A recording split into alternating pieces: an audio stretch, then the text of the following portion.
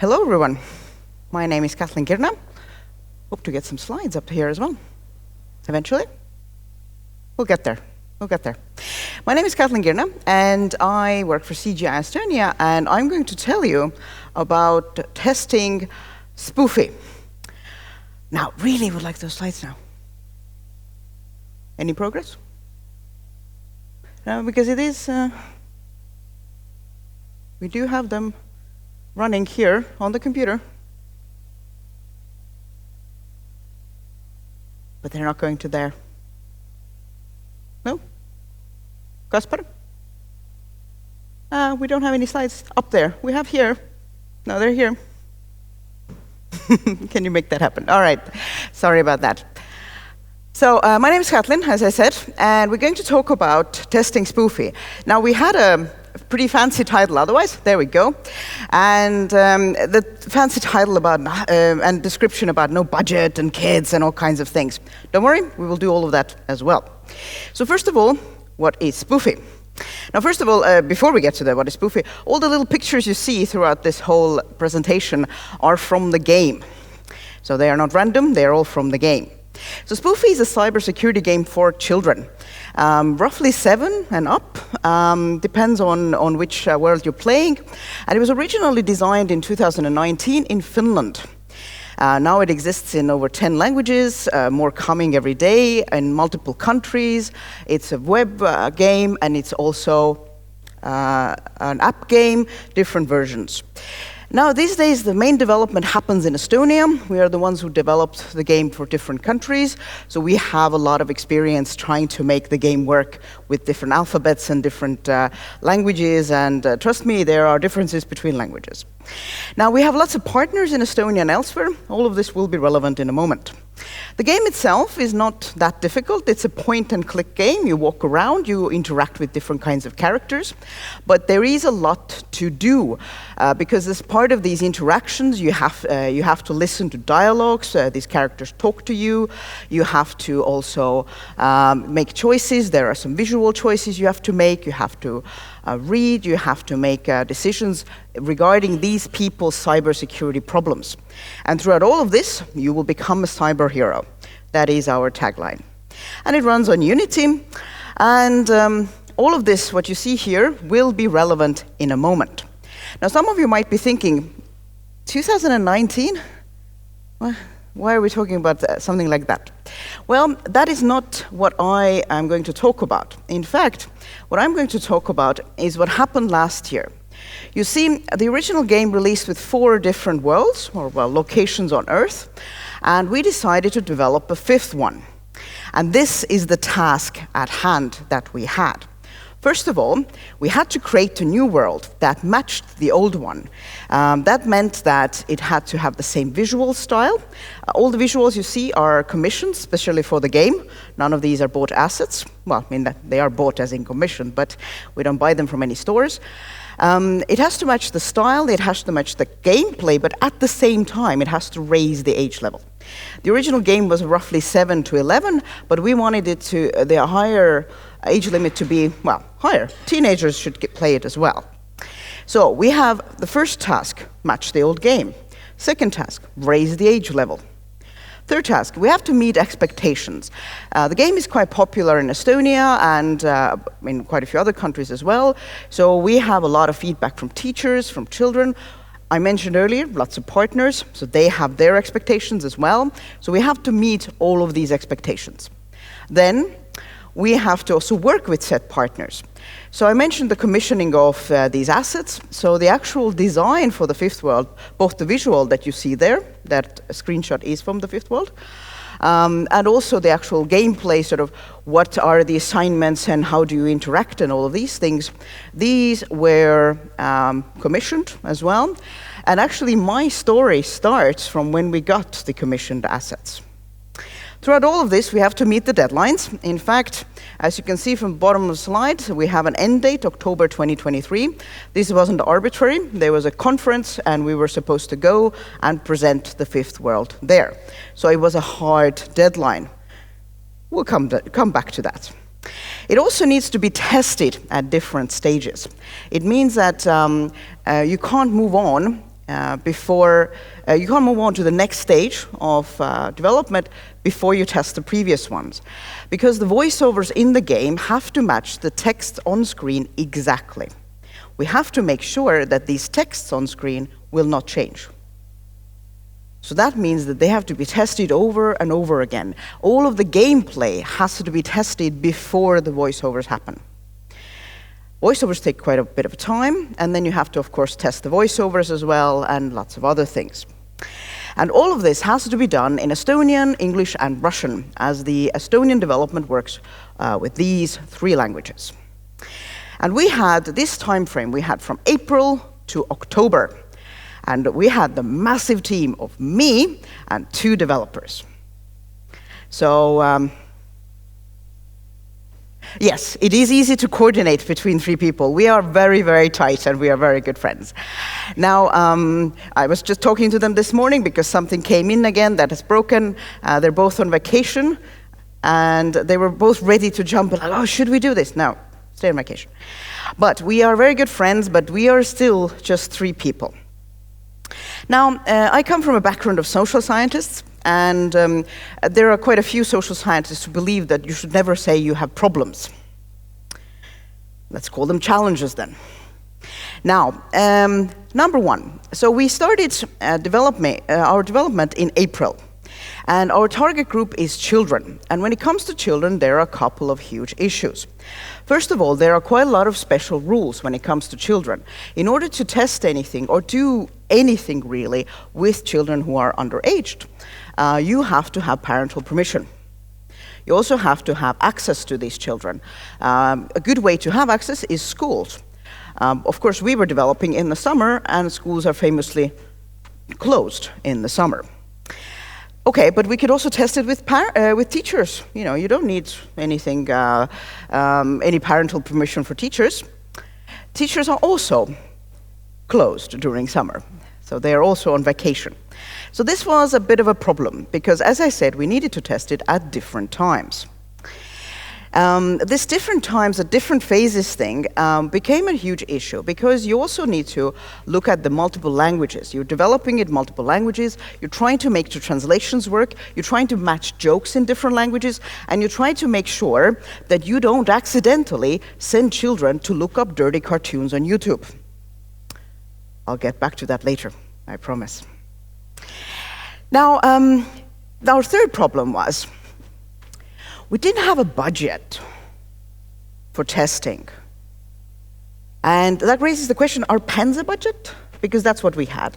We had some company pens, some company chocolates, those round scarf things, I don't know what they're called, but you put around, anyway, those branded things, and some shiny things as well, you know, the ones that stop you from getting run over by cars. So we had about a bunch of these. And it was a bit of a fight to get these as well. So that's what we had. I had a box of stuff, at best. And, well, it comes from the fact that this is a free game. So Spoofy has actually no revenue. It is a completely free game. It has no ads inside the game as well. It makes no money. Some of you are thinking, why does it exist then? Well, it's a corporate responsibility product. But it's also a sort of general societal product. Okay. Why still no budget then? Well, you work for companies. You know how much CSR has budget. So we have enough budget to do the game, but the testing was a bit of an issue. Well, we have set the stage, and now we know what our challenges are. Let's start fixing them. Because, I mean, at the end of the day, the game is out, so we'll get there. First of all, stage 1, or I think phase 1. Do you have family members of the right age? So the biggest thing with kids is, as I said, you need parental consent and you need access. We didn't have any access to kids in schools, and we had very limited access to all kinds of stranger kids. So we used the kids we had. That meant all the kids at home, everybody's family members, relatives. For example, you're visiting, you're calling your cousin saying, hey, does your son want to come over and play a computer game? Yeah, you should come over. So said son came over, and we sat him at the computer, and there we go. This is a new game. You should try it. See if you can you break it. So the first stage was getting all of your family members as much as possible to break the game. Luckily, all of my kids and our family kids are massive gaming nerds. So they took the challenge very, very seriously. Their main goal was, can we break it? Can we go through the police car? Unfortunately, yes, they could. We wrote that down. Can we run out of the screen? Fortunately not. So the first stage was just trying to get the new world to run at a very basic level, and also trying to test the kids. Do they understand what they need to do? Because the game doesn't come with very extended tutorials. You have to walk around and find your own path. It's sort of a bit of it's not a very linear game. You have to walk around and find your own things, what to do. So do you understand what's happening? Does it make sense what's happening? The first stage was completely done by our own family members. Just sending it to our relatives, to family members. And yes, we didn't get a lot of kids to do it. I mean, I don't unfortunately come from a big family, but you did get some feedback. You had enough to move forward. So summer progresses. We are working on the game. We have now made sure that you can't walk through the police car anymore, that everything basically functions. The technical functionality is 100% there. But what we need is, remember I said meet the expectations. So we need to also make sure that this fits the expectations of teachers and parents. Which brings us to phase 2. So we decided to find a way. And we found a way by doing what the slide says. We quite literally, well, not literally, but we elbowed ourselves into another other people's event. So there was a big event for teachers in August. It was for IT teachers and math teachers and relevant teachers. And because one of the people who was somewhat related to the organization of this event told me about it and said, hey, you should come there. Why don't you come there? You set up your own booth and then just present Spoofy there. Get feedback from all the teachers there. So what we did was, we found out where the conference was. Oh, by the way, the main organization team did not want to hear about this. They did not want us there. So what we did is, we did find some budget now. But what we did was we found out where the conference was. We realized that at that hotel, at that conference center, they had 4 rooms for conference. But the conference had booked only 3. So we took the 4th one. And we drove all the way there, me and one of my devs, and we drove all the way there. It was other side of Estonia, and we set up booth for a day. We set up all of our banners and all of our stuff, all of our Spoofy stickers, and the stuff earlier, the pens and so on, came in useful. So we put all of that stuff there, and just brought in all the teachers who were, you're not doing anything. Come on in, take a look. What do you think of this game? This actually turned out to be very useful, because we had both teachers who had seen the game before, who were very, very, very good at giving feedback, who went through all of the material and said, okay, this works, this doesn't work. But we also had teachers who had never seen this game before. So their feedback was valuable in a different way. Do you understand what's happening? Yes, this will be a 5th world after the whole game is completed, so the players will be familiar with everything. But still, your fresh eyes will give us some feedback. So it seems like this was a perfect solution, except for one problem. And this is something that we have thought about before as well, but not to this scale. What about data leaks? Because we are presenting a product that is in development. And we can't get anybody to sign any NDAs. Because, I mean, at the end of the day, we are trying to get them to come in. So we actually agonized over this for quite some time. We thought, like, okay, what do we do? Do we come up with some kind of a basic overview of like please don't tell others. At the same time, we do want them to tell others about Spoofy, because the original game is out already. In the end, we decided that this is the fifth world of an existing game. It will be released in 2 months. If anybody could make anything of this data leak, good for them. Nothing will happen. If it will, well done. Especially, as I said, the assets are our own, gameplay is our own, and also, fun fact, Spoofy is very expensive. It seems a basic game, point and click, but all of this is actually quite expensive. So we decided at the end of the day, it doesn't matter. No data leaks.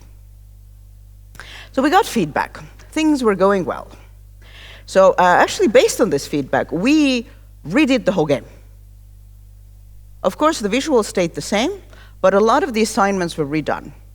Almost all of the dialogue was redone. New assignments were added. New focuses were added. And again, we have 2 months. 2 months to go. So we did all of it. We have now the game translated as well. We have now the Estonian version, an English version, and Russian version. And we need to make sure that they all work, that all of the dialogues are in the correct place. And then also, later when we put the voiceovers on, that all the voiceovers are in the correct place. Everything works perfectly.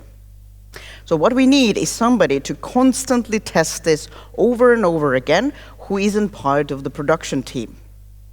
So how do we achieve that? Again, we have no testers and no budget.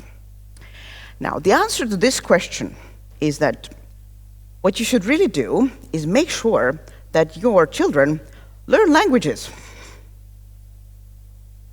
In fact, when you look at the game as it is now, in the testing department, there is the person who's listed there is my son, my teenage son.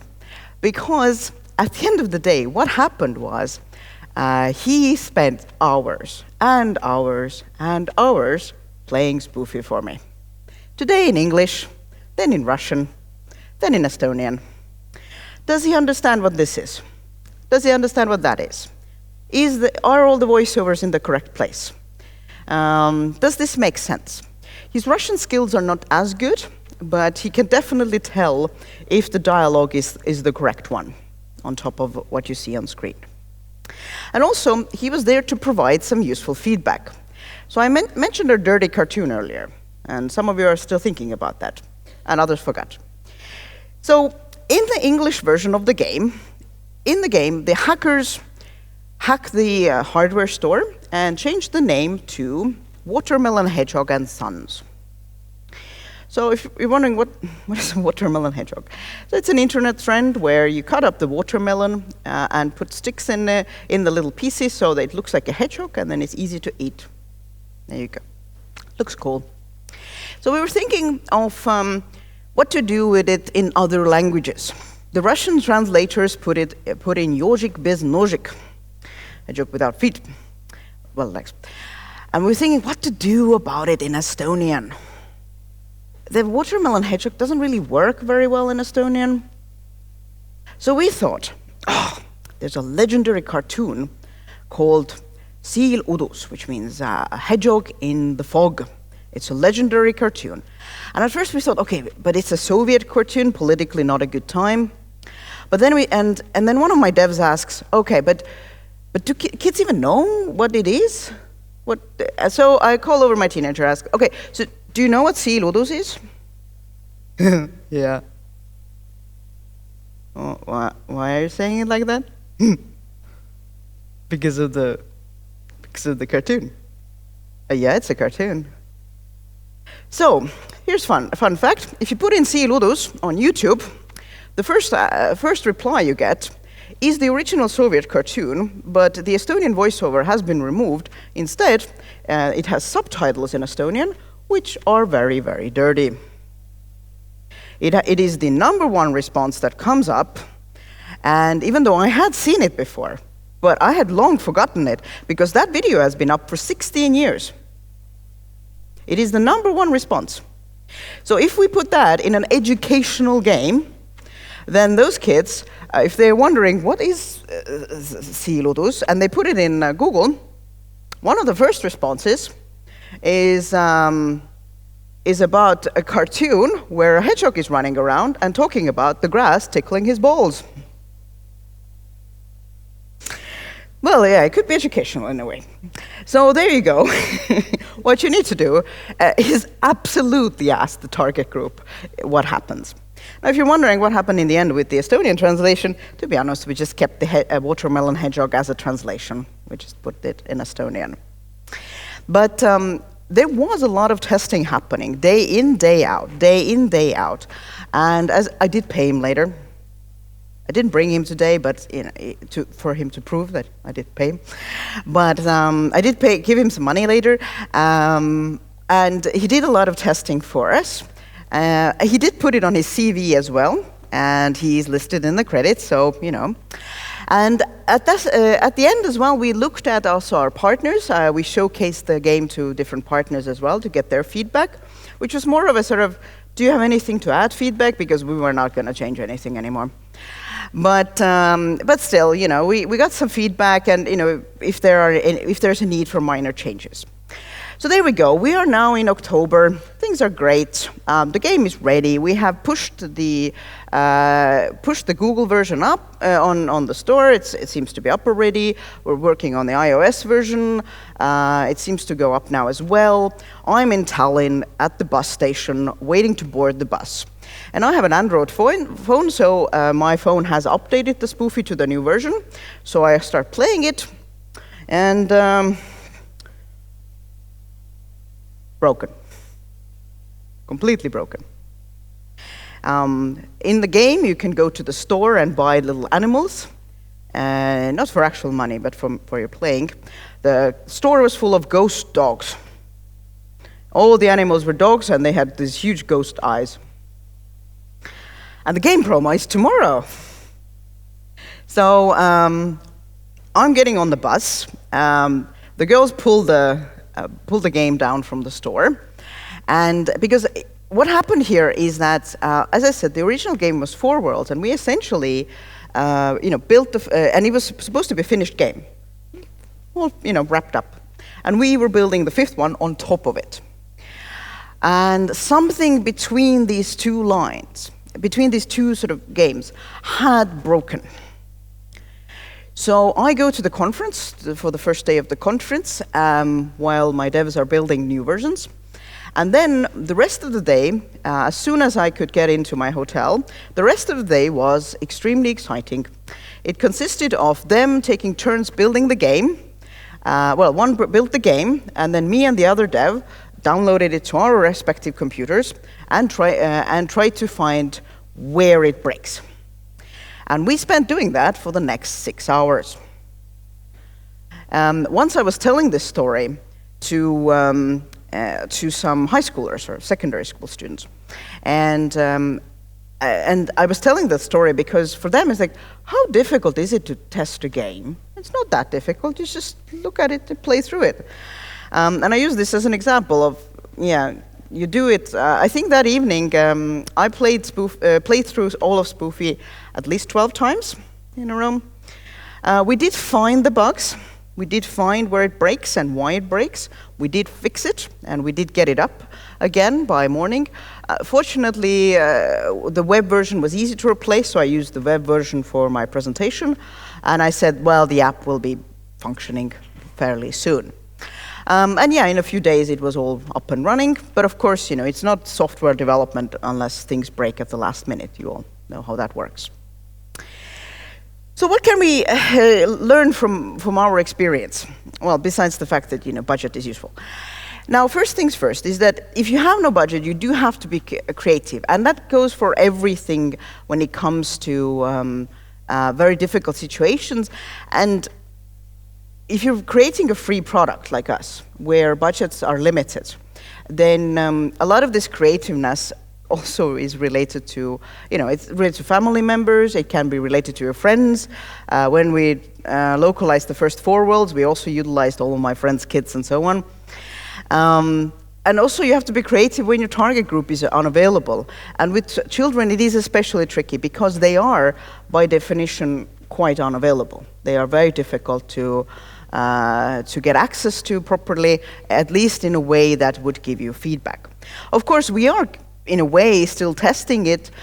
We go to schools, we play Spoofy with the kids. I don't specifically collect data, but if I see something that they manage to break, then I write that down. And we make use of it. And sometimes you have to find a surrogate group. You have to find other children near you, or you have to find teachers, or you have to find parents. You also have to keep in mind the legal aspects. The legal aspects could be the leak problems, or it could be because children are protected, our protected group. We use our game, or our game is for regular children, for completely average children. But I know there are also games that are for children with special needs, and in fact for Spoofy, our next phase is adapting it for special education needs. That group is even more vulnerable. I know that there are games that are designed and tested with autistic kids, for example. The more vulnerable group there it is, the more you have the responsibility to make sure that you have the ethics correct and you have the legality correct. Because all it takes is one parent who's a lawyer and doesn't like you. It takes one lawyer parent for things to fall apart. But with being creative and being connected to the community, maybe you'll find somebody in your company who has connections to the community you are targeting. That helps a lot. And by the way, before we move on, when I say vulnerable groups and children, the other vulnerable group, for example, is the elderly, even though legally they are fine. But I mentioned this because actually Spoofy has worked very well with the elderly as well. It's nice, colorful, you can walk around. So this was my experience and how we did things, and I look forward to all of your questions. And the little walrus there is the animal that came with the Fifth World. We have 5 little animals in the game that you can buy. They're all different colors as well. You can buy a total of 20 different animals. You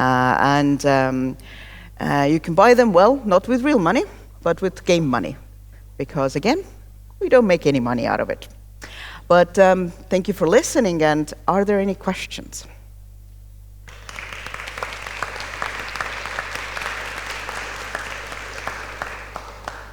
Thank you. Actually, I'm waiting a portal where I can get lots of such kind of games, so I actually can put them into the allow list of my kids' mobile phones. So, funnily enough, Spoofy is part of a European Union project where we are actually currently developing a portal for cybersecurity games. That's really good news, because there is always just sometimes what should be fulfilled with some useful stuff, and such kind of games seems really, really useful. So thank you. Yes, and you can also, those who are Estonians, then if you want your kids to learn about the internet, then Targalt Internet, this is the best site for it. And Spoofy is linked there as well. We are all the people who deal with kids and cybersecurity in Estonia.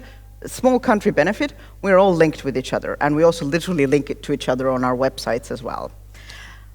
Thank you. I see already the next person ready for a question. Thank you so much for this presentation. It's a really interesting insight in such a cool topic, testing and developing for specific groups. And I wonder, how did you tackle, I guess a little bit before testing, but also in terms of acceptance, how did you even come up with requirements as a more of a product management idea? How do you even create features when your target audience is so unusual? So how did we come up with what happens in the game? Is that what you're asking? Okay. So the original game was designed by CGI in Finland, and they consulted cybersecurity experts who deal with children's cybersecurity. And our design was roughly the same, that we look at what is known, what are the main problems with children, what they encounter. And for the Fifth World, for example, our focus was on teenagers. And so one of the assignments there is that a true tuber a streamer on YouTube has gotten an email about working together from a talent agency. So you have to figure out why this is a phishing email, why this is a scam. It's because YouTube streamers are something that kids understand. Phishing emails is something that kids get, and something that it connects to what they do. There's an assignment there where a grandma has gotten an email from grandson from a completely strange email address saying, "Oh, grandma, can you send me €1,000?" This is a very common scam amongst the elderly, these fake grandchildren and all of that stuff. So basically, we look at things that, there's even an AI assignment, we got shoehorned that in there last minute, AI and plagiarism things. So basically, we looked around what are the concerns of children and what they encounter. With the fifth world, it was easier in that sense that a lot of the easier ground had already been covered, but basically, consulting cybersecurity experts and children's experts. What helped is that I'm also both of those things. So I consulted with myself a lot, but we did ask other people as well. Hello, thank you for your talk. I was wondering about the technical standpoint. Have you used any of the Unity test frameworks to do some test automation? So no, and we are now we've changed licenses now because I think most people change licenses now with Unity. So we're looking into now with exploiting more Unity features. But to be honest, the whole we started from, we need to adapt this game, and we started working on this game, and the devs had only touched Unity before a bit. So it has been a learning curve regarding Unity as well, and we didn't really use any extra features. At the very, very beginning, when it was just trying to make the original game work and learning how it works, then our devs did use some of the features that I don't know at the time, because also years ago. But now we do have a slightly different license that comes with a lot of other things, and we decided that we're going to look into how we can utilize Unity more. For example, the testing aspect as well. But yeah, so far no. Any other questions? Seems not. Then right. We can close this session. Thanks a lot. Please, a big applause. Thank you very much. Catlyn, we have also a small box for tasting. Okay. So you remember who told that life is like a box of chocolate? I'm going to take it home to the teenager to test. Yes, thank you. He tests everything I take from my talks. As soon as I walk in the door, he explores everything and then gives me back things he doesn't want. That's actually a really, really good approach. I really hope that you're also around here, so if anyone actually has questions, you can continue discussions. Unfortunately, I have to go because I have another meeting, but feel free to contact me at any time, and we can set up a call if you have any. I have consulted on similar games before when it comes to children, so feel free to contact me, and we'll have a call and we'll discuss anything that goes with Spoofy or goes with similar games. Thank you very much. You.